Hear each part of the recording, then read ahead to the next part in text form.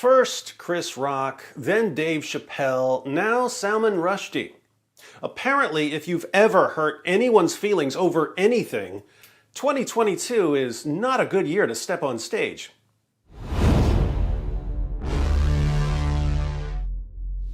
Salman Rushdie was born in India to a liberal Muslim family, but he was eventually given an Islamic death sentence for doing, back in 1988, what I do every single day. He made fun of the most obvious false prophet in history.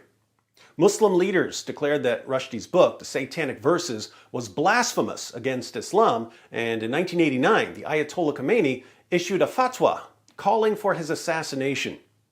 33 years later, a misunderstander of Islam named Hadi Matar charged a stage in New York where Rushdie was about to start speaking and stabbed the 75-year-old author numerous times. Rushdie was airlifted to a hospital for emergency surgery. Muslims on Twitter were quick to condemn the attack and defend freedom of speech. The entire Muslim Ummah is standing with this Ghazi. Ghazi is a jihadi. Attacker is our hero. Salute. This man who kills Salman Rushdie is a hero of Islamic Ummah. We love you. If you insult our religion or our prophet, peace be upon him, you will be killed like a dog. But alas, the dog is better than you. If anyone else insults the glory of my prophet Muhammad like Salman Rushdie, then he too will be beheaded. When the international authorities failed to stop the Islamophobia and hate speech towards Prophet Muhammad, then the people have no other option except to take action by themselves. The Ghazi who attacked on cursed Salman Rushdie. If world want peace, respect our Prophet Muhammad, peace be upon him. Otherwise, believe me, we are not going to give you any respect, and of course, any kind of goodness too. And yeah, I don't even care about that Salman Rushdie. We can attack such people many times. Believe me, we will. The young lion who sent the cursed Salman Rushdie to hell, even the life is sacrificed for the sanctity of the Prophet. Who put together this list of tweets? You did?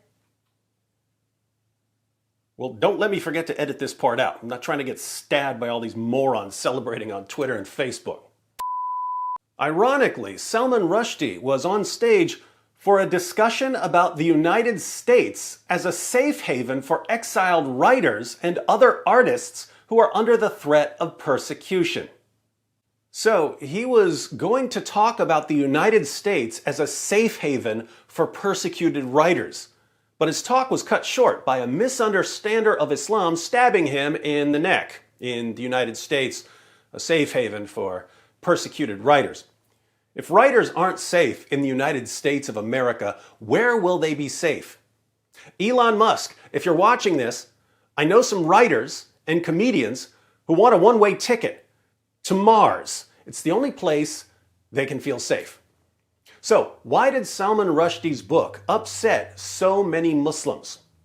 Several reasons. Again, Rushdie comes from a liberal Muslim family, so he's always had an apostate vibe. After the Ayatollah issued a fatwa against him, Rushdie even claimed that he had returned to Islam. But he's an atheist, so he has a double apostate vibe. Then, of course, there's the blasphemous nature of his book, the Satanic Verses. The book contains a not very flattering dream sequence about Muhammad. It suggests that one of Muhammad's companions made changes to the Quran. The prostitutes in a brothel were named after Muhammad's wives. Quite offensive to Muslims.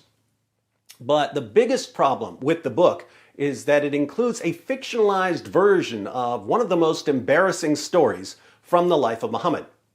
Muslim leaders don't want people to ever be reminded of the story of the Satanic Verses. Not the book, the Satanic Verses, the verses that Muhammad received from Satan, according to Islam's earliest sources. Here's what happened, according to Islam's earliest sources. When Muhammad was preaching in Mecca, he didn't win very many converts, but he wanted his tribe to accept Islam, and he was hoping to receive a revelation that would help them. Then one day, he got the revelation he was looking for.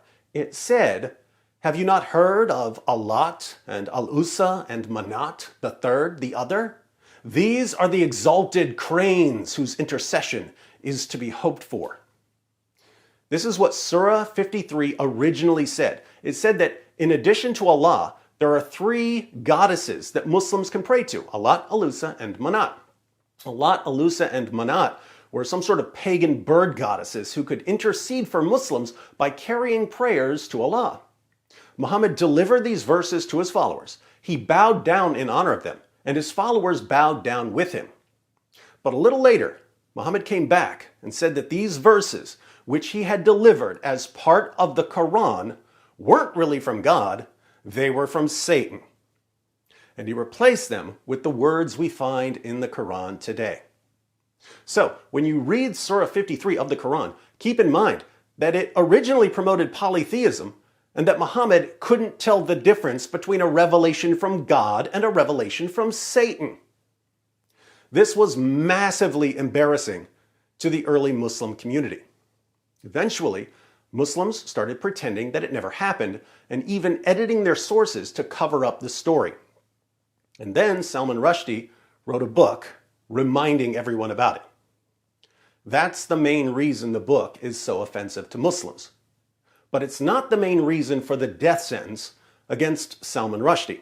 The main reason for the fatwa calling for Rushdie's assassination is that Muslim leaders are convinced that terror is the way to protect their prophet from criticism. They think that when they start killing people who make fun of their prophet, it will send a clear message to politicians and journalists and educators and entertainers. They think that politicians and journalists and educators and entertainers are cowards who, when threatened with violence, will back down. They think that violence is a way to control speech. Why do they think that? Because it works with politicians and journalists and educators and entertainers.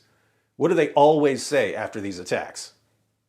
While this attack is certainly a tragedy, the bigger tragedy is thinking that it has anything to do with Islam. So let's never forget that Islam is a religion of peace, tolerance, and candy-coated raindrops.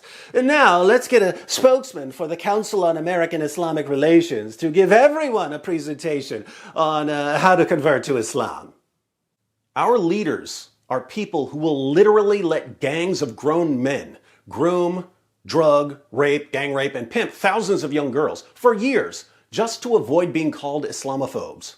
What do you think they'll do to avoid being slaughtered in the name of Allah? Terror works with a lot of people, but it doesn't work with everyone. It doesn't work with me, and I hope it doesn't work with you.